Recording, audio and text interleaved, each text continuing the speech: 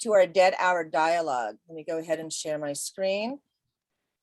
Okay, welcome everybody. This is the Department of History's Dead Hour dialogue, the first of our spring semester. We are talking about identity, contested boundaries, and the legacy of the Cold War in the Ukraine.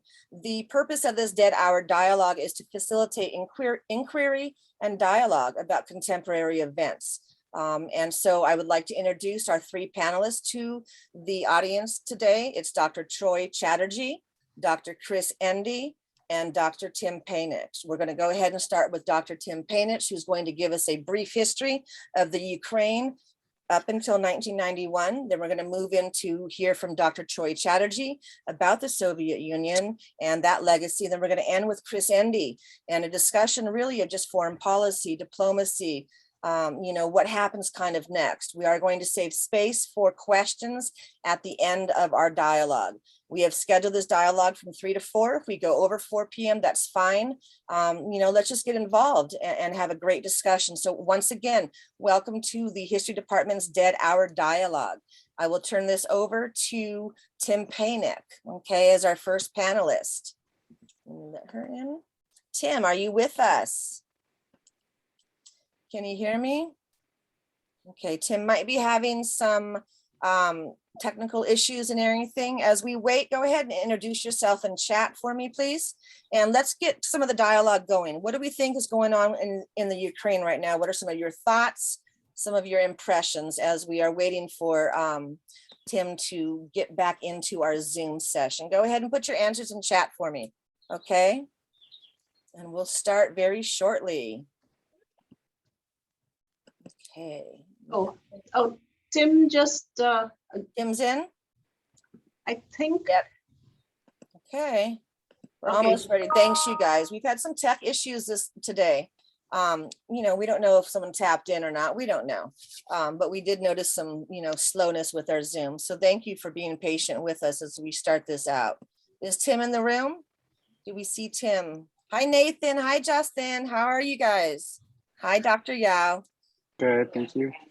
All right, so go ahead and introduce yourself in chat while we're waiting, okay? Although this is a Dead Hour dialogue, let's do a little interaction in chat as we get organized and wait for Tim to come on in. Hi, Andrea, it's nice to see you again. Hi, nice to be here. Thank you, guys. Hi, Diana. Thank you, Susanna, for attending. Okay, all right, so we're waiting for Tim to get caught in, brought into our Zoom session. Let's go ahead and introduce Chris Endy. Chris Endy is going to start us off with just an overview of the Ukrainian crisis, the Soviet Union, and just history in general. Thank you, Nathan, for listening to me when I asked people to introduce themselves in chat. I appreciate that. I think Tim is here. Here? Tim Okay. Paynich. Tim, are you here? I think he is. I am. Yes. Okay. Excellent. Oh, Thank you. Yes, and on camera. I'm so excited. I was running. No, all right, Tim, I will do your PowerPoint for you. And you, of course, have the floor. You don't have to do that. No, I got it now. Okay. Yeah, I got it. Thank you, Sean. Okay, we're just having a meet and greet real fast while we were waiting. Oh, yeah, good. I love it. Hi, Do I Ruby. need to share? Do I share with you? Yeah. Yes, go ahead and share. Okay, All right, we got a there it good goes. sized crowd. I'm so glad you guys came. Hi, Cliff. Hi, Megan. Nice to see you.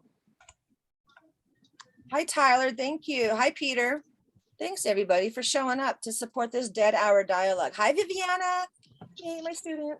Hi, Daniel. Nice to see you. All right, here we go, you guys. All right. Thanks for coming, everyone. Sorry about my delay. But I'll be covering Ukrainian national identity from its, very beginnings, if that's possible. I'll try anyway to start at the beginning. But of course, you've been following what's going on with Vladimir Putin's declaration of war on Ukraine. And there's an historical aspect to this Russian attack on the Ukraine you might be aware of. He wrote an article about 6 months ago. Actually, no, it was July. Sorry, it was July. It was called On the Historical Unity of Russians and Ukrainians. And he repeated many of his talking points, the major points from that article in his speech. And maybe you followed it. He said that Ukraine does not have a separate identity from Russia. He said that, therefore, Ukraine has no right to exist as a separate nation. It's not a legitimate nation, he said, but rather an artificial type of creation. And he blamed it on one particular government of Russia. He blamed it on the communist government of the Bolsheviks. He said that the Bolsheviks created Ukraine, and that this was after the Bolshevik Revolution and the Civil War. Modern-day Ukraine was a gift from the Bolsheviks, and it was a mistake. So he allowed Lenin in the revolution. He allowed national groups a measure of independence, and therefore he set up the USSR for collapse. And what's more, the independence of Ukraine is seen then as a direct threat to Russia's identity. So I'll try to explain what this means in the next few minutes. But first we have to go back to many centuries ago, the beginnings of what was known as Kievan Rus. And Kievan Rus was a number of autonomous principalities governed from the city of Kiev. And Kiev was a governmental center founded by, religion there founded by this individual, Saint Volodymyr, as he's known in Ukrainian, or Vladimir in Russian. So he introduced Christianity to the people there. He introduced Byzantine forms of government and culture. And so this is very important because there's been some dispute about what this means. The Russians say that this was the beginning of their particular empire, that a direct lineage can be drawn between this founding and that of Muscovy, or the future capital of the Russian Empire. Whereas the Ukrainians say it was the Russians who grew out of us. And so there's a dispute, a very important dispute on origins here. The Russians have taken the initiative and have built their own monument to Saint Vladimir, not Vladimir, the Ukrainian version. Vladimir is a very popular name in Russia and East Slavic countries. And you might know, of course, Putin's first name is Vladimir. Vladimir Lenin was another famous Vladimir. And of course, the current president of Ukraine, Volodymyr Zelensky. So the Russians are trying to hijack this national discourse, this historical discourse. So we'll talk about some issues in the formation of the modern state of Ukraine. We can point to its beginning sometime around the 17th and 18th century in kind of a nebulous form with the establishment of hetmanates. These were military kingdoms organized by groups known as Cossacks. Cossacks were freebooting warriors. They served as frontier guards for the Poles, kind of caught up in between expanding empires, the Polish Empire, the Tatars, who were vassals to the Ottoman Sultanate to the south, and to the growing Russian Empire, which was expanding to the west. So these military kingdoms were governed by a type of indigenous freebooter group, a type of peasant nobility, you might say. If that's a bit of a misnomer, I apologize. But what they did was to protect the Poles until they rebelled. And they found themselves caught in battles between the Polish, here you can see, according to this map, this large kingdom, and the growing Russian Empire. And the dispute with the Poles led them to sign an alliance with the Russian Empire. And it was supposed to be kind of a 50-50 alliance, more or less. It was supposed to be one where both leaders, the Russian Tsar and the hetman, the military leader of the Cossacks, would be able to associate with each other on an equal basis. But very quickly, it became a one-sided affair with the Russians dominating. And soon the Ukrainians, these early Ukrainians, lost their independence. This is interesting in a greater historical dimension because of the way that it's been portrayed in propaganda discourse by both sides. But here in particular, you see a Russian stamp that was issued in 1954, the 300th anniversary of this famous treaty. And it's titled The Reunification of Ukraine and Russia, as if this was some type of bringing the two brother Slavs, the two tribes back together again for a reunion tour.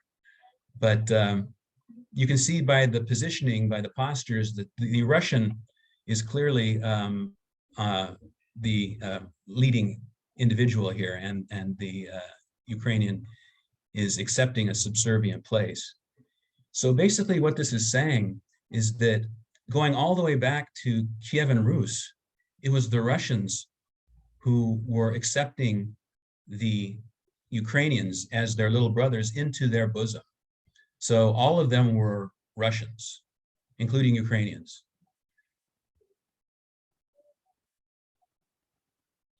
And the political situation developed with the further expansion of Russia, the major reformer, Tsar Peter the Great, who tried to co-opt some of these Cossacks as soldiers in his various expansionist plans. One, however, rebelled, the famous hetman Ivan Mazepa, and he was defeated and driven into exile. He joined the Swedes in a battle against the Russians and lost. So he paid the price, not just losing his armies, but also causing his people to fall into a more firm grip of the Russians. By the way, Mazepa was anathematized by the Russian Orthodox Church, and his name was read, demonized in the actual rituals of the church for a couple centuries after this. The expansion of Russia continued, and a partition of Poland occurred. Part of it went to the Habsburg Empire, this Western area, and which developed at a different pace and according to different culture than the rest of the Ukrainian people and their national aspirations. With the expansion of Catherine the Great, she actually managed to take over territorially the Cossack hetmanate, and also acquired territory from the Crimean Tatars, who were vassals again of the Ottomans. So taking over Crimea and very fertile territory, which she populated with settlers from Germany, from Jewish lands to the west, and other minorities, and finally including Ukrainians. You can see here, these are the outlines of modern day Ukraine. Of course, not including Crimea. This map was made a little bit earlier. So in the 19th century, this is really the important period of national consciousness among Ukrainians. Like many other nations, the springtime of peoples, as it was called in the early 1800s, a national consciousness swept through Europe, and especially among Ukrainians who developed their language with the help of bards like Taras Shevchenko, Ukrainian national poet. And after a few years, the Russians became, the Russian authorities, the Tsarist authorities became very upset about this. They became fearful of Ukraine establishing its own autonomy within the bosom of the Russian Empire. And so they started to crack down on the use of Ukrainian language. It could no longer be taught in schools. Publications in Ukrainian were basically outlawed. And so this spawned an underground movement, a Ukrainian nationalist movement. This is kind of the tension that you see between these two nationalities, these two ethnicities. Of course, the Russians were able to establish a modern, version of their nationalism first, but they strove to minimize and maybe outright exterminate the Ukrainian nationality. The ethnic map of Russia here, you can see Ukrainians, Belarusians. It's interesting too, because Belarusians were considered another brother Slavic people that was closely bound to Kievan Rus from the very beginning, and that were to be, again, within the bosom of Russian nationalism, Russian imperialism as it grew. But there was a fear that if some of these nations managed their nationalist aspirations successfully, then many others would rebel too. And of course, this was a concern among many other empires, the Habsburg, Austro-Hungarian Empire, the Russian Empire, the Ottoman Empire. So the problems within the Russian Empire came to a head in 1917 with the outbreak of revolution. And in the first phase of the revolution, the Ukrainians were able to establish their independence and did manage to create the first modern Ukrainian nation, although it was very short-lived. And again, the vicissitudes of war and revolution and civil war within Russia led to the very rapid absorption of Ukraine. And how this happened is a very complicated affair. Again, part of Ukraine had been cut off, and part of the Habsburg, the Austro-Hungarian Empire. And so those Ukrainians aspired to their own independent republic as well. But however, Poland claimed that territory from them.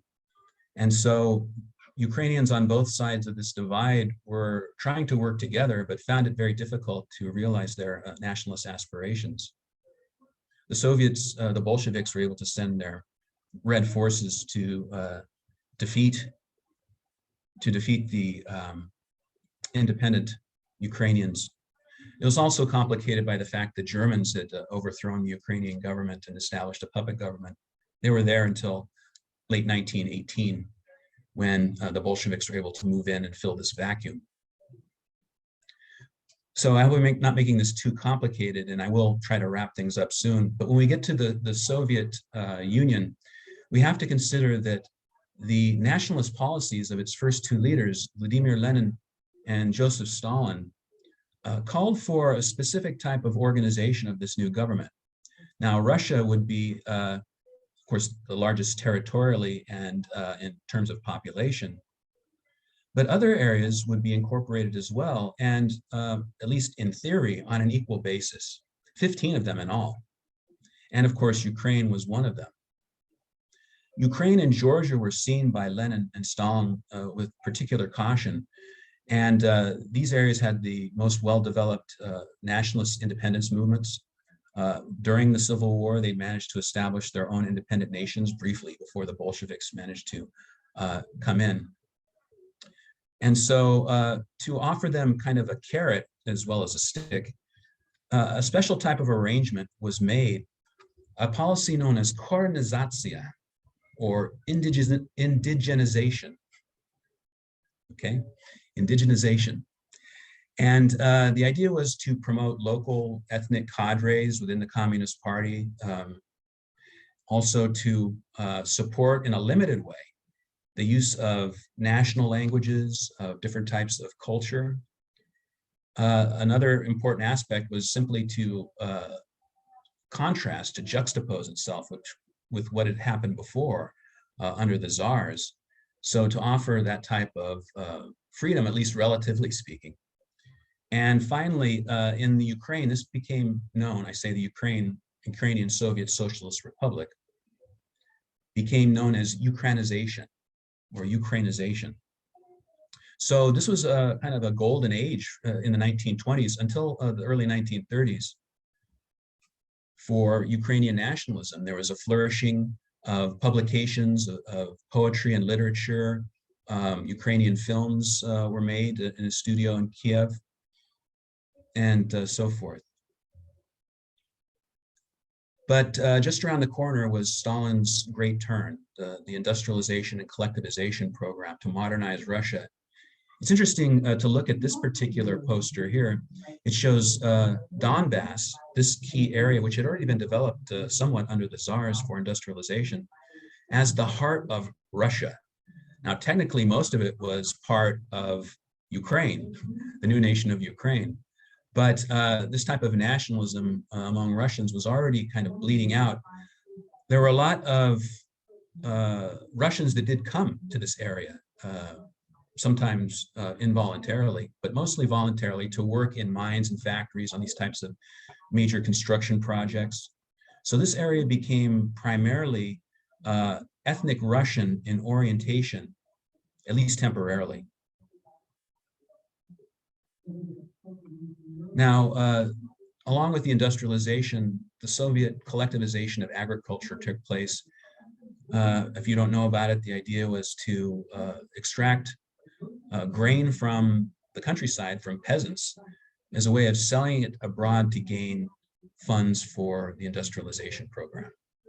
And this was done in a very strident, quite often fanatical way, just by taking grain in a very haphazard way from peasants. And it, under conditions of a bad harvest in 1932-33, led to a massive famine in these areas of the country, in the Volga region, the North Caucasus, Kazakhstan, and the worst hit area was Ukraine. Altogether, between 3 and 3.5 million Ukrainians died. And definitely this was a man-made disaster. When Stalin found out that a famine was occurring, he blamed it on the Ukrainian peasantry and intelligentsia. He said that they were against Soviet power, that they were being stubborn, and they were trying to use this in a nationalist type of campaign. And so it just made things worse. And the horrors of this Holodomor, as it's called, death by hunger, are plainly obvious to see. Another horror was the German invasion soon to come. This was the Great Patriotic War, and Ukraine suffered most of all of Soviet areas. The Battle of Kiev, which occurred from August to September 1941, where the Red Army lost hundreds of thousands of troops killed and captured, a disastrous campaign. Here on the left, you see a picture of armed militia made up of factory workers, white-collar workers, students who volunteered to go out to the outskirts of the city to fight the incoming Germans. This happened in most major Soviet cities with the German onslaught. And maybe you can see some similarities to what's happening now in Ukraine. During the war, there was a flowering of Ukrainian nationalism. Just before the war with the Soviet non-aggression treaty, Ukraine had received some territory, captured territory from Eastern Poland, from Romania, and were able to incorporate it. They lost it with the German invasion, of course, but then with the reconquest of the Soviet Union, it was given back to Ukraine. And so here you see a painting from the time of Nikita Khrushchev, who was the party boss of Ukraine. Stalin is making his presence felt. Khrushchev was not Ukrainian, but he grew up there and worked in the Donbass. Later became a Communist Party official and advanced. In the war, a special type of an award was given to Ukrainians who fought valiantly. It was called the Order of Bohdan Khmelnytsky, beg your pardon. And this was an award given to Ukrainian soldiers for heroism. During this time, for the first time, the Ukrainians were called a great people. Formerly, that appellation was only given to the Russians, but very quickly after the war, it was withdrawn, as well as this award. Dr. Paynich, I just wanted to make sure that we had enough time to get to Choi and Dr. Endy's presentation too. All right, I'll just finish up right now then. All right, cool, thank you. Thanks for the reminder, sorry. No, it's okay, no, this is great. I just wanted to make sure I got my chair involved and Endy, Dr. Endy too, so. You bet, I came in kind of late, so yeah, it's only fair. Okay.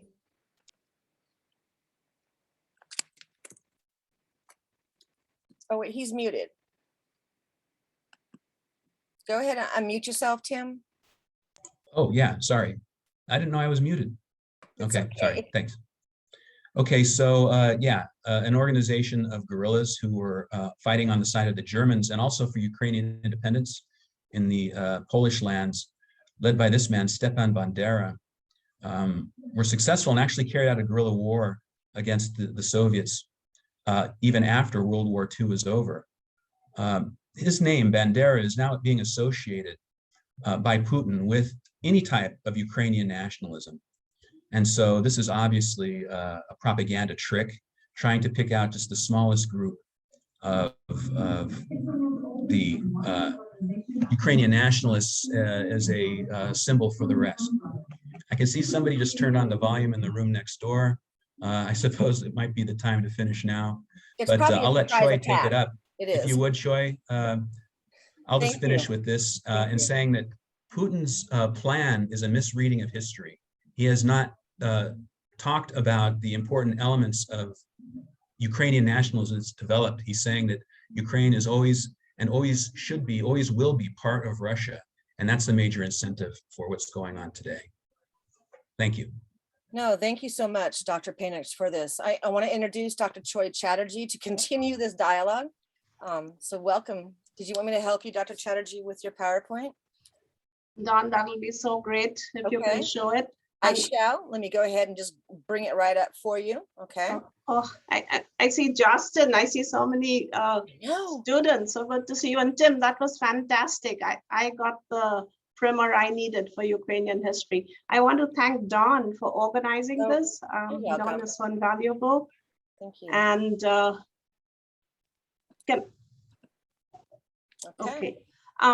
I want to thank all of you for being here. And this is a very stressful time for everybody. I'm getting emails from all my Russian friends who are so against the war. And I'm so worried for them because they're writing so openly on email. And I keep telling them, aren't you all afraid? No one seems to be afraid. I don't know if that's a good thing or a bad thing. I wanted to show you this picture. This is from Goa in India today. The Russians and the Ukrainians who come there were 90,000 visitors last year. They had a little parade with the local Indians, and you see that the colors. So this has become a global war in so many ways. And I think as many Russians are against it as are the Ukrainians. If we can go to the next slide, please, Don. I love maps. I'm so glad that Tim showed all these great maps. But I want you to pay attention that why this is a global conflict. This is not just about Russia and Ukraine. This is really about a reorganization of world politics. And it's very important to see where Ukraine is located and where Ukraine is really Russia's link to many different parts of the world. And so it's also geopolitically very important. If we can go to the next slide, and I'm speeding up a little because I want Dr. Endy to speak as well. So the main thing that happened in 1991, the collapse of the Soviet Union, the republics broke away. Some in Central Asia are still very close to Russia. The Baltics can't stand the Russians. The Ukrainians have been doing a dance, not a very successful dance, but one thing that Russia wants is respect, and they want a desire for secure borders, which means they do not want expansion of NATO until their borders. And that has been something that they have been saying consistently. And that has been something that they've been doing consistently, is destabilizing the countries that surround Russia. As they say, they're doing it in self-defense, but that is not always what it looks like, especially when Putin is now bombing civilian centers in Kiev, in Kharkiv. Kherson just fell. This doesn't look just a desire for secure borders. Now, the collapse of the Soviet Union was seen as a tragedy by many in Russia, even the people who are against Putin.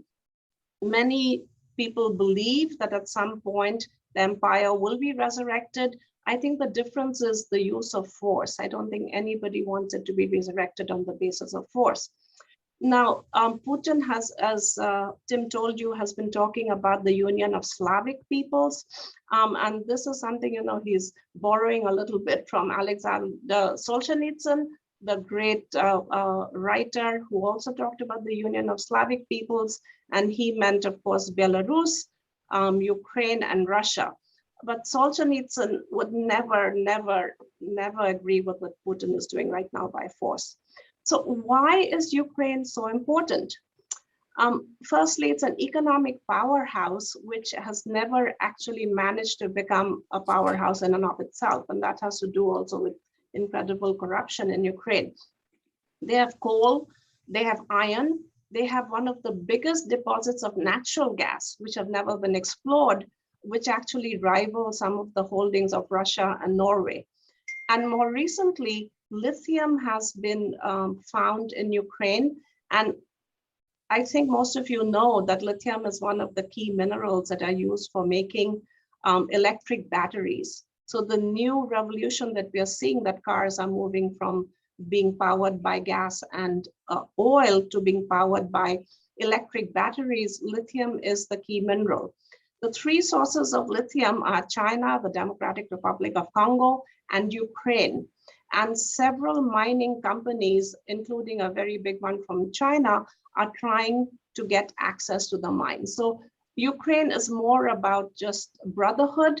Putin knows that whoever controls Ukraine will control the electric car revolution of the future. The other thing about Ukraine is, of course, it's a strategic corridor, right? So Ukraine connects Russia with Turkey, through Turkey to Middle East, to West Asia.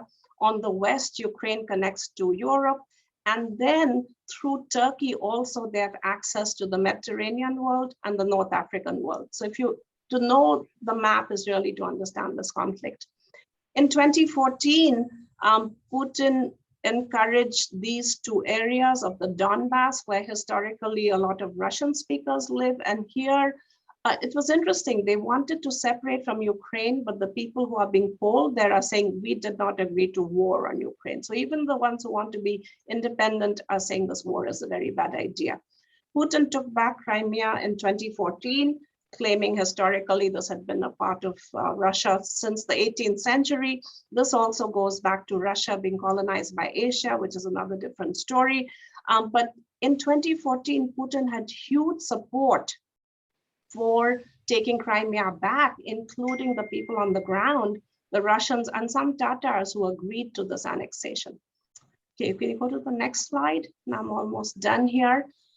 So what are Putin's strengths and weaknesses? So his number one strength, and I would say the world's failure to resolve the crisis prior to the invasion, right? So we had a lot of time. Putin has been completely open about what he's going to do. The massing of the forces, I just watched in horror as nobody did anything. And of course, Putin was egged on, we think, by China. He was the only head of state who showed up at the Olympics in Beijing. And a joint statement was put out by saying that the Russo-Chinese friendship is so deep and so wide. It seems from what is coming out of China now that they are not very happy with the way the war is going. The second thing is to keep in mind is Putin came out of the Secret Service. He was a member of the FSB. He thinks like a Secret Service agent. He's not a military strategist, which might be one of the reasons why this war is going so badly in Ukraine. The war was supposed to be over 6 days ago. The Ukrainians were supposed to lay down their arms and run away in fright. The fact that it's going so badly tells me that this was planned as, and Putin insists that we call it an operation and not an invasion. And so Echo Moskvy, a very liberal Russian radio, was basically silenced for calling it war. He insists that we call it a military operation. What Putin learned from Chechnya, the two Chechen wars, Georgia, where they took away 2 territories, the annexation of Crimea, the separatist eastern provinces of Ukraine, and the bombing of Aleppo and Syria, was that limited use of force works really well. As I say, I don't think the same is true of what's happening now, which is why this Russians are coming home in body bags. Maybe up to 4,000 Russian soldiers have died in this conflict, We have reports of Russians turning over their tanks. Some very young conscripts have been sent to this war in Kiev because I think Putin wasn't expecting it to be a war. In terms of public opinion, there's a generational and class divide. Overwhelmingly educated Russians have said no to the war, including some oligarchs, some of the billionaires. We know that the head of the foreign ministry sent out a tweet saying that I'm a career diplomat, I'm not a propagandist. Today, the School of Moscow International Relations, where Lavrov, the Russian foreign minister, graduated from, just put out a statement saying this war is wrong. And basically, Lavrov, you're an idiot, even though they didn't say it, they're more polite than I am. But we have seen that there are some older Soviet, the Savok, as they were called, who have supported Putin and think that Russia should be a great power again. These were the things that Putin did not expect, and that is quite clear. Ukrainian nationalism, right? Because Putin only talks to people he likes and they tell him there is no Ukrainian nationalism. No one expected Ukraine to fight back so ferociously. And it's not just a sophisticated military response. The Ukrainian army has been trained by the West since 2014. They've been sent, from Stinger missiles to all kinds of sophisticated military equipment. They have access to intel from the Pentagon, even though we are technically not fighting on their side. And the other thing is, this is a social media war as well, maybe the first social media war in history. The Ukrainians are winning it hands down. And there are an army of global hackers who are also helping the Ukrainians. These were Putin's weaknesses. And Dr. Endy will talk about Germany, so I won't go into detail. No one expected Germany, who has been extremely friendly with Putin and with Xi Jinping, to unexpectedly take such a strong stance. From Monday, they said they'd do nothing. By Friday, they had cut off oil and natural gas exports and joined in the economic sanctions. So that Putin wasn't expecting. Turkey closed the straits, the Bosphorus and the Black Sea, so the Russian ships can't go in there. And China had a conversation today with the foreign minister of Ukraine. China has a lot of investment in Ukraine, which they probably don't want to lose. But on the other hand, if Putin can reroute his oil and gas to China, he doesn't need the West. Then it really would be game over. So I think China is going to be the real country to watch in this. And finally, he's a dangerous man with a very powerful army. If we isolate and shame him, the expression, the cornered rat will bite, there has to be a face-saving solution in which the Russians can come up with peace and honor, because Putin is not going to go down without a fight. And so I'm hoping that some third-party intervention, hopefully China will be able to bring about some kind of end to the bombing, number one, the most important, and then we can work out the peace details later. Okay, Dr. Endy, all yours. Thank you. All right. Thank you, Choi. And thank you, Dawn, for putting all this together. Thank you, Tim, for that great background and explanation. Really rebuttal to the idea that Ukraine doesn't exist. And I'll try to build on Choi's comments here, kind of thinking historically, then kind of offering some ideas on the present. So as a historian of US international relations, primarily, I want to focus more on the United States, but along with Choi's comments, I'll talk about Germany and China as well. But really, I have two basic points that I would like to stress. One is historical in nature, and one is forward-looking. So the historical nature is, the historical point is that the US is not innocent in this crisis. And by this, I don't mean to deflect blame from Putin in particular, from Russian nationalism. Like, ultimately responsibility lies with decision makers in Moscow for what is happening. But I do want to call attention to us here in the United States, to how the United States has had lost opportunities and hypocrisies that are quite relevant to thinking about what's happening today. First, if we think about the legacy of the ending of the Cold War, so the first case I want to talk about is just a lack of creativity by US diplomats with the collapse of the Eastern European Communist Bloc and the collapse of the Soviet Union in 1989, 1991. And here in particular, the question is relates to NATO expansion. And I'll pop in the chat a map of NATO expansion if you want to download it that way. I'll also share screens real quick so you can see a map of NATO expansion. But let's see. So this is a, so this map here is, it's not the greatest because you can see it sort of wipes off countries that aren't in NATO, like Russia, and Sweden and Finland. But what this map does do that's good is it gives us a sense of what NATO looked like at the end of the Cold War with these kind of blue and dark red countries here, you know, from Turkey through Italy, West Germany, Greece, Norway. And then you can see NATO expansion kind of beginning in 1990 with the eastern part of Germany, and then really taking off in the late 90s, continuing really into the present with North Macedonia joining just in 2020. So this is, of course, one of the major grievances that Putin has.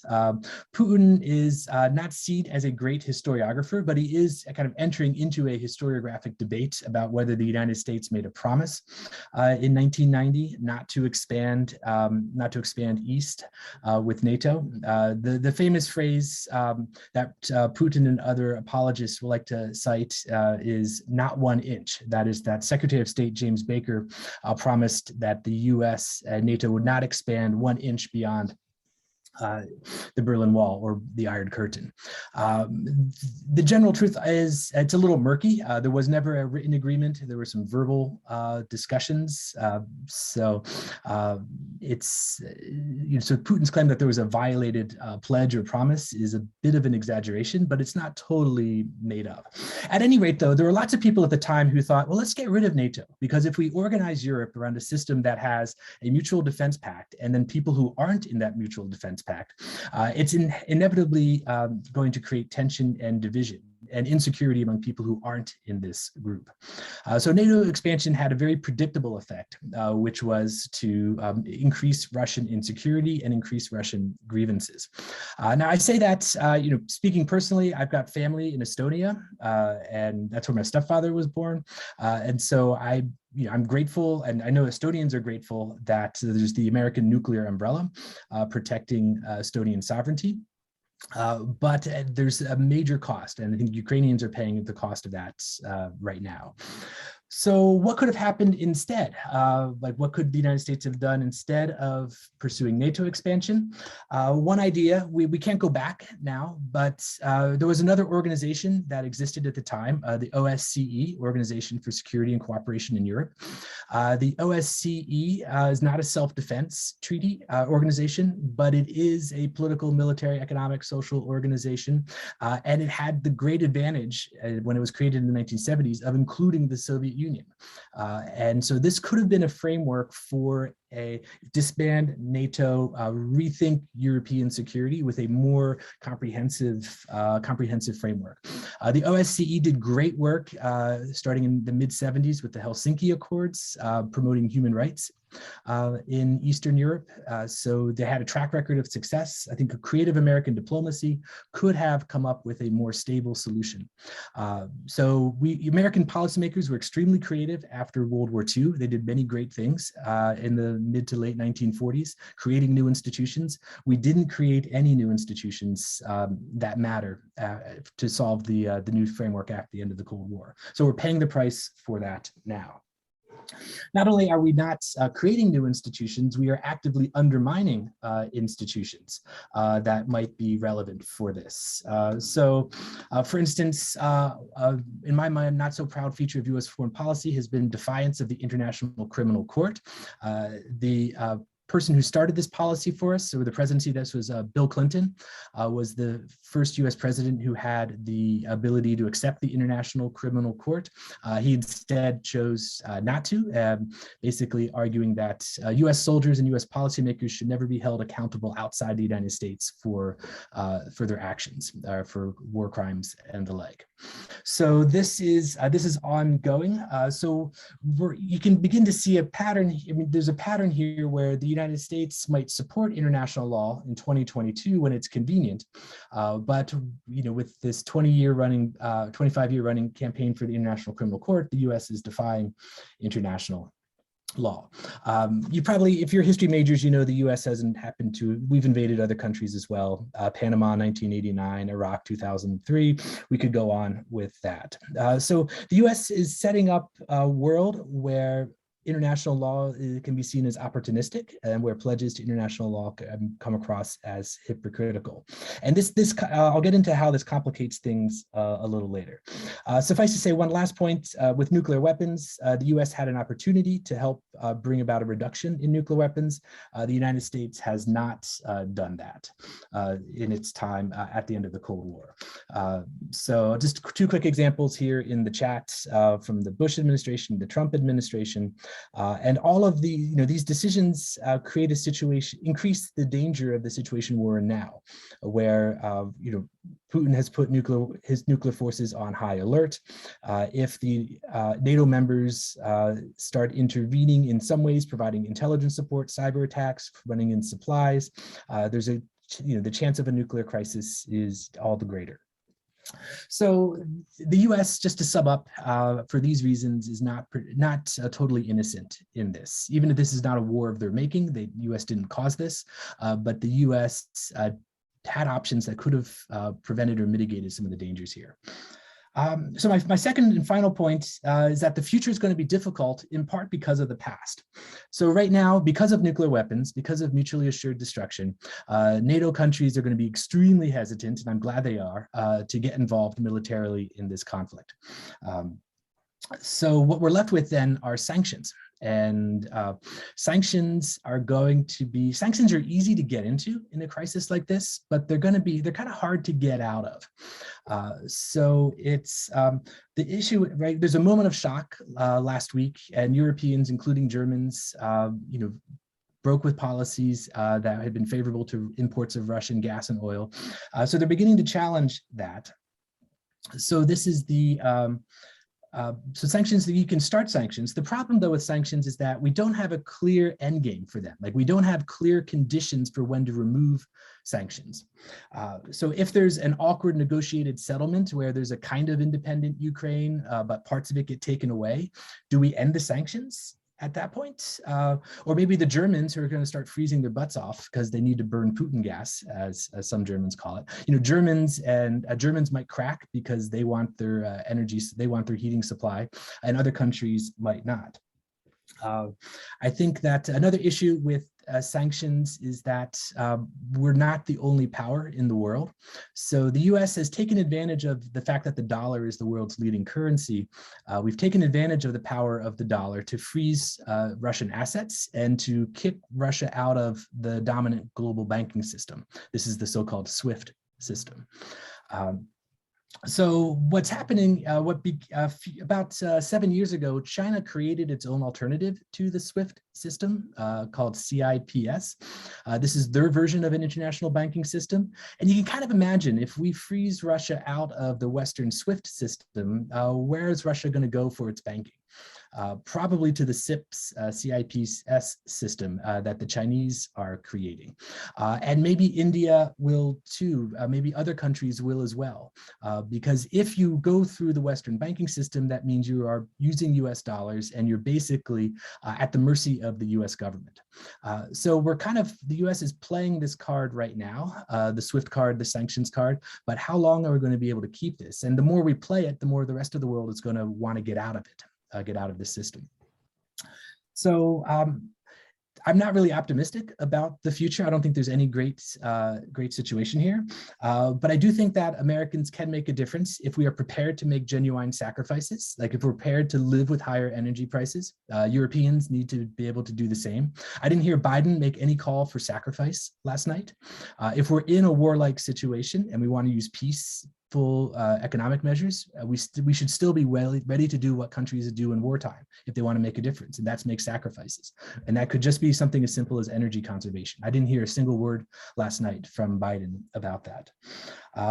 Will the United States be willing to give up its UN Security Council veto? We could maybe have a meaningful United Nations if we got rid of the Security Council veto. What if the US unilaterally got rid of the veto that it has and then convinced France and Britain, and maybe even China to do the same? And then maybe Russia might be willing to do it. So we have to rethink our institutions. We can't just live with institutions we made in the 1940s. We have to create new institutions and new patterns. And maybe to go back to lithium, maybe we should start mining it in the Salton Sea. There's a lot of lithium there in the Salton Sea. It's going to screw up our tourism and our environment. But why should we only mine minerals from other parts of the world? Maybe we should pay a price there as well. All right, so let me stop here. And I'm really eager to hear what people have to say about Choi and Tim's talk and everyone else, all your thoughts and ideas. Thank you, Dr. Endy. We're going to open up the floor to questions and comments. We can go past 4 o'clock. We have a whole nother hour to do this. So just let us know what we want to do, okay? Put your questions in chat, or you can just talk to, yes, Carlos, please. Hi, well, this would be to Professor Choi. What do you think are some of the face-saving measures that Putin could take so that if he does engage in diplomatic relations again, he doesn't go back to Russia seeing as a weak man, because being a strong man is one of his main things keeping him in power? Carlos, that's such a good question. And I wish someone had asked that question a few months before war started, right? Because he was massing the forces. It was clear to everyone, you don't mass 140,000 troops overnight, right? And the whole world, and Biden said, oh, he'll invade on Wednesday, but no one was doing anything, right? It was like watching a slow moving train wreck. And I think everyone wanted to just believe that this man was bluffing. And I think he was, but perhaps at that point, someone had said, let's talk. Maybe we wouldn't be in this mess. But right now, I think it's so toxic with the West because Putin seems to be obsessed with the West. And I know some of my Russian friends are very worried about Russia becoming a junior player in a Russo-Chinese relationship, right? And I mean, that's not a very wonderful future either. And so that's why I said China, maybe somebody who's certainly not neutral, but maybe somebody else can bring some sense back, because are we all ready for a nuclear war? No. Which Putin says he's ready for. I don't know, but I'm just looking at all the reactions, and Turkey really surprised me. China surprised me. India surprised me. So that's a really bad answer to your very good question, Carlos. Any other questions? Or Afshin, Dr. Afshin, please, sorry. Yes. Please go ahead and ask your question. Oh, was it someone before me? I don't think so. I might have, if there was, I apologize. I don't think so, though. Okay, I just wanted to focus on what Dr. Endy said, and I agree with all of your points, and I think they're excellent. But you ended on a pessimistic note, and unfortunately, I have to share that with you because on none of these issues, on NATO, does a military pact like that have any meaning anymore? I mean, NATO was routed in Afghanistan even. So it's not only, it doesn't make sense to go on with that kind of military alliance. It doesn't make any sense to live in a world that could be blown up many times over by like a stupid man deciding, the leader of Putin or Trump or Biden or the president of India or Pakistan. But the problem is you don't see any movement, even a discussion at the level of getting the UN, for example, involved as a peacekeeping, real peacekeeping institution in the world. The kind of radical measures you mentioned, the US saying, I'm going to give up my veto and see what happens. Unfortunately, none of these are great, but they're not going to happen. And I think it's up to people, at least like us, to talk about them, because they're not talked in the media. They're not talked by the political establishment. And, so we live in this condition that someone like Putin can threaten the world that I might start a nuclear showdown, and he might, and it's a possibility. We're living in that kind of world. So I'm sorry, I don't think I had just like expressing frustration, and you so beautifully pointed to what the problems are, but one feels almost powerless. And I just want to end by saying that I tell my students that we live in this world, and most of us are not the ones who own most of its resources and riches.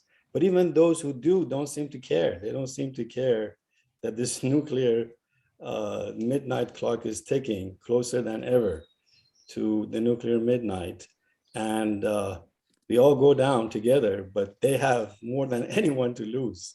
And yet it doesn't seem to be an issue to be dealt with seriously. Sorry, I'm just rambling on. No, Shane, I think it's important though, and I had made a comment in like the Zoom chat that people are getting their information off TikTok about whether or not we can survive like a nuclear holocaust. I'm like, whoa, you guys, this is certainly something that needs to be discussed, I think, by historians and people that have lived experiences too. So I acknowledge your comments. I appreciate that. Was there any other questions or just comments and everything? Yes, actually. Yes, please. I was just reading chat too. So Dr. Endy, answer some questions in chat too that were directed. Sure. And I think Ruby had a question in the chat. Yes, Ruby did too. Ruby wanted to know, what was your opinion on reports of Putin having cancer or mental health problems because of the way he has been behaving? Dr. Choi or Dr. Endy, Dr. Paynich, do you have any comments or opinion about that? I've just what I know from the mass media here and various filtered intelligence reports and things like that. It seems like he has changed somewhat since the attack on the taking of Crimea and the war against Ukraine in 2014. Physically, mentally, I don't know, but he's become more strident in his adopting this 19th century version of Russian nationalism. So I think that's what Ruby was talking about. She had mentioned that in my class too. Yeah, thank you. Yeah, Dr. Chatterjee, did you have anything to add to that? Because I remember that you had talked about how he was a KGB agent, how he was meticulous. He was not a war planner, Well, one thing people have been saying that, as Tim said, that he's isolated himself from everybody. And this is, I think, for all of us to remember that diversity of opinions is key to mental health, or the ability to hear different points of view that challenge us. It seems like his circle is becoming narrower and narrower. And I'm just taking some hope from the fact that the Russian elite, I've never seen this display of courage. Since 1991 was the last time Russians acted so courageously in going against the regime. I'm hoping something is going to happen over there. And maybe the armed forces. I don't think the Russian soldiers are okay with bombing their compatriots. You guys must realize, Russians and Ukrainians, everyone has a Russian uncle or a Ukrainian aunt or a cousin. I have both. Yes. And the Ukrainian government has set up this website where Russians can find out information about the soldiers dying in Ukraine. So let's see what happens. Yobani had a question in chat. So did John, I think, also, and Albert. Albert asked, did the West not learn the cost of appeasement during World War II? That's my student right there. Like with Chamberlain's failed policy of appeasement. If anybody want to comment on that one? And then we have 2 questions by John and Yobani. I think we had a question also ahead of that by Henry. Oh, sorry, Henry. Yeah, sorry. But no, these are all great questions. Yeah. Yeah, I don't know. We'll say new institutions. Henry's asking like new institutions, like in the future we'll have factions. So what could new institutions accomplish? And I mean, I think if we're going to get serious about kind of international law, I think we have to have a real democracy between nation states. And, we can't have that with the UN Security Council where you have, the permanent members having a permanent veto, because what kind of democracy would ever exist where one senator could, that kind of describing our filibuster system. But no, what kind of democracy could we have though if we just very easily without a filibuster, one voice could say no, you can't do this. So the Security Council can only get involved against a small kind of marginal powers. And same thing, to be honest, with the International Criminal Court, because the US doesn't put any skin in the game. The only leaders who get put up before the International Criminal Court come from small countries that don't have big allies. So I think that, we have to have institutions that are going to be democratic, and that means you can handle a diversity of opinion and still take action. Let's see, with Albert's question about appeasement in Yes. World War II, I don't know, sometimes like the appeasement metaphor with World War II kind of sometimes gets overused, because this idea that we should never appease dictators because look what happened when Britain and Europeans appeased Germany in the late 30s. This has led to many other bad situations. Saying we can never have another Chamberlain-style appeasement that kind of encouraged the U.S. to fight in Vietnam, for instance. So we can abuse this metaphor. As well. I was reading an interesting book, reading I should say, reading articles about it. It just came out 2 months ago, but it's on history of economic sanctions. And the argument that this historian makes is that it was the fear of economic sanctions that led Hitler to his path of aggressiveness. The League of Nations set up a path towards more peaceful world. So they're going to use economic sanctions, and then that could have unintended effects. Mainly, it led Germany and Japan to try to obtain as many resources as they could, including those in Ukraine, for Germany, so that they could survive economic sanctions. So I think we tend to simplify the lessons of World War II, and because I think there's many different directions we could go with this.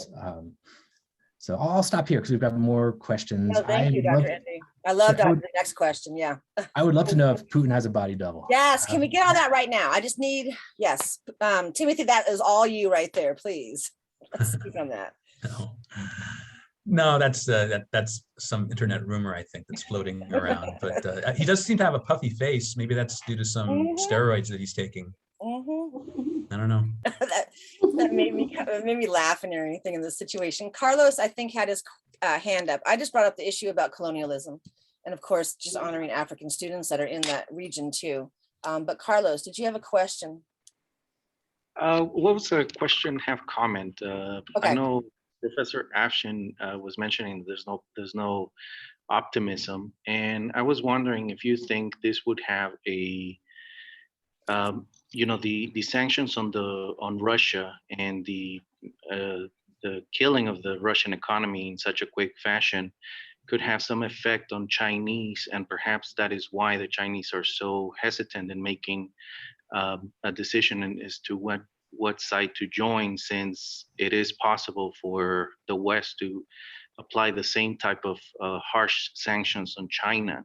So perhaps that would be a positive, as in de-escalating the aggressiveness of countries. Am I too off? Well, Carlos, I think you've really raised something very important. How China behaves will determine the outcome. If China wants an independent Ukraine, then everything changes, right? Because the West has already used maximum economic power. They have nothing left to use. But if they can use the Chinese banking system and sell oil and gas to China, then the Russians are okay. So I think a lot is riding on China at this point. Thank you, Dr. Chatterjee. Is there any final comments or concerns, or, Dr. Endy, Dr. Choi Chatterjee, or Dr. Paynich, do you have anything that we could just end with, or just final thoughts? I wasn't sure. If we had any more concerns from the Zoom floor or questions, let me know. Let's see, Yubani asked, why should we care? Like what happens in Europe? And I don't know, so all of you showed up, so you must care. So why? I mean, why are you here? You could be studying, you could be exercising, you could be sleeping. Why are you here? Put your I'm answer in curious. chat. That's a good one. Or Or just talk, yeah. yeah. Don't be shy. I want to know more. I Yeah? just want to know. Yeah. I'm curious to find out what's going on. And as a history major, everybody in my family is asking me, well, what's going on? You're taking the Soviet Union class right now, so what's going on? So, well, here I am trying to find out. And it's really edification, but also what we can pass on to others. Yes, that's excellent, Daniel. Christopher wrote, the possibility of a nuclear war affects all of us. Absolutely. And as part of Generation X, yes, that is stressful for us right now because we've lived through this before. So yeah. Thank you, Viviana. She wants to be informed. Absolutely. And Esmeralda said the importance of our democracy, right? Yes. And that's Yes. very interesting in Ukraine, right? I mean, a large majority of Ukrainians do want even a flawed democracy that they have in Zelensky, then having Russia impose, they'd already picked out 2 oligarchs that they were going to install in Ukraine, Saryov or Medvedchuk. And so that is interesting. Some choice is better than no choice. A flawed democracy is better than a dictatorship. Esmeralda, you had a question or a comment? Yeah, I had a question. What are the repercussions of a no-fly zone? Because that's what the Ukrainians really want. So what are the repercussions of that?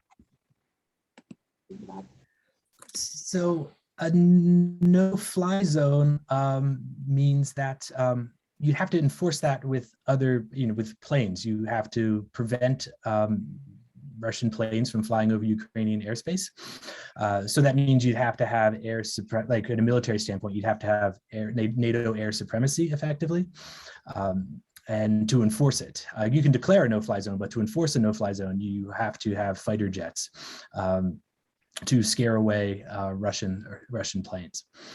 So given nuclear weapons, that's, and the fear of escalation, that's there's a real reason why NATO is hesitant to do a no-fly zone, and yeah, I'm kind of happy about that, not wanting to be vaporized by a nuclear weapon. Not today. It's just not going to happen this week. Okay, we've got things to do. If it does, it'll be fast, right? It'll go quickly.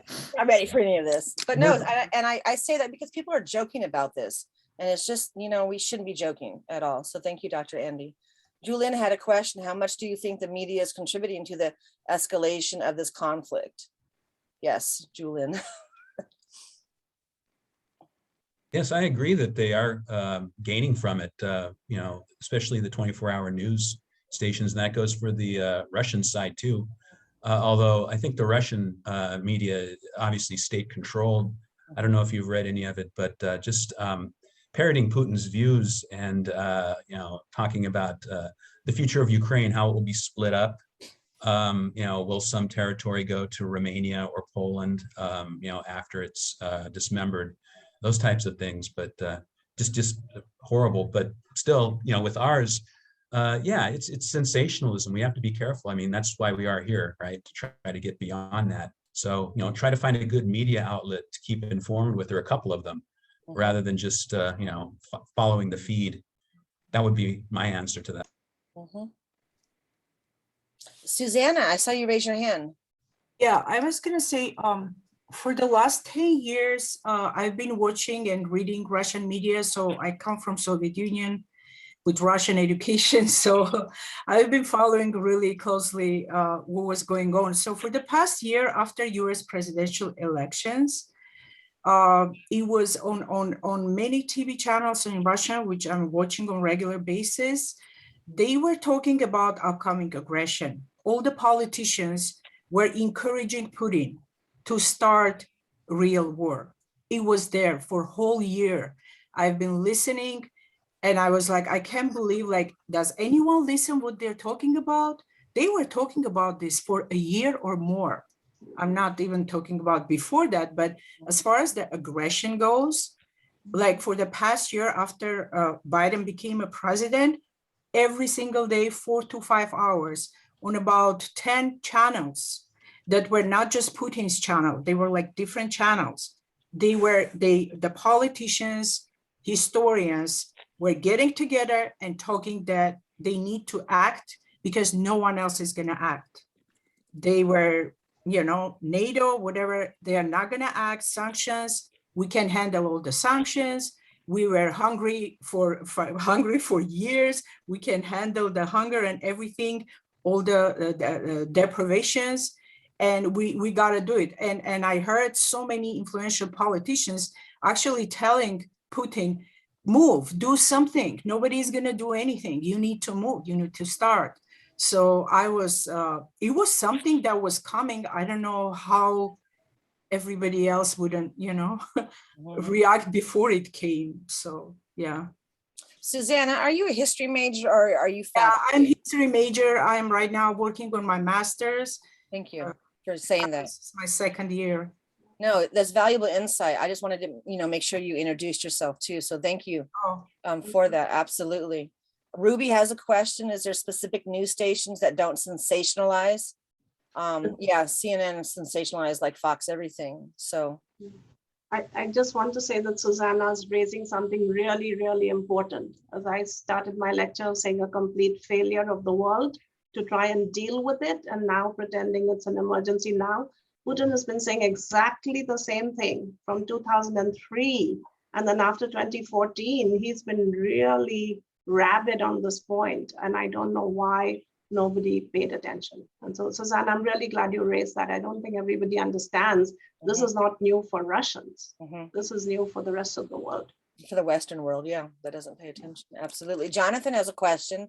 Why didn't Putin invade the Ukraine during Trump's presidency when he may not have received the same type of pushback from the US? What prompted him to do this at this time, at this point in history? I'll turn that question over to the experts. Jonathan, I know. Thank you, Jonathan, for that question. Hate to give Trump any credit, but he actually armed the Ukrainian army. He gave them some state-of-the-art weapons that was blocked under Obama. And they were trained very well. That's why they're fighting so well now. John, did we forget your question? Let me go back. John Merritt had a question and everything. I want to make sure that we give him space too. Let me go back and chat. I apologize, John. Oh, how did the ideology, capitalism versus communism, motivate Russian expansionism now and then? That's John's question. If anybody would like to answer that. Well, you could say that Russian capitalism is one of the purest forms of capitalism on earth. I mean, it's very concentrated in the hands of a few people.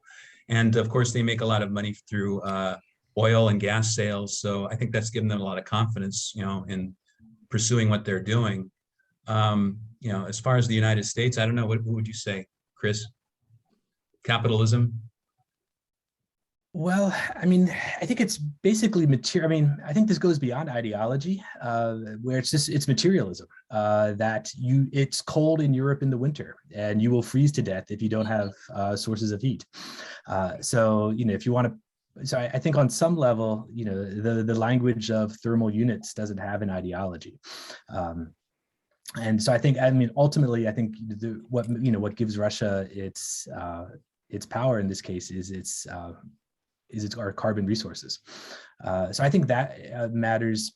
In my mind, that matters more. Because Europeans have a mixed economy, where they blend socialism and capitalism together. The United States has that too, just with a different blend. With less of the socialism. I could be wrong, but I don't see that as that's not my biggest analytical frame. Like this crisis has turned me into more of a materialist.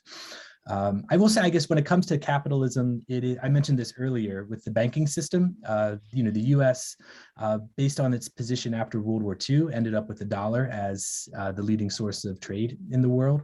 So when Russians buy, or when Russians buy products from Germany, when Germans give Russians money for their gas, they're doing it sometimes in euros, but often in dollars.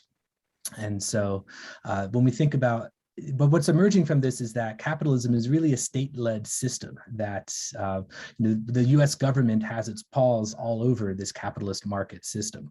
And I think that's one thing that's emerging with greater clarity in this crisis, is just how politicized the so-called free market economy is. And so I think that's something to watch out for. There's a political scientist who's called this weaponized interdependence. So in this market economy, we're all interdependent with each other, but that interdependence can be weaponized, in this case by the United States. So I think weaponized interdependence is a phrase we might be hearing more about. Okay, thank you so much for that. We just want to end with Yobani's question. We're going to kind of close this out due to the recording limitations. I want to make sure that I can have this video up on our website, our YouTube later tonight. So Yobani asks, and we can end with this: what do you think about Putin's isolation and his decreasing circle of advisors?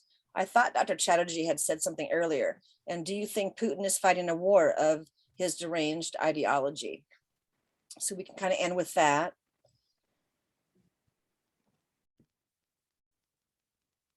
I'm just going to say, I don't think Putin was expecting to fight this war, and maybe that will also end it. Oh, thank you, Sean.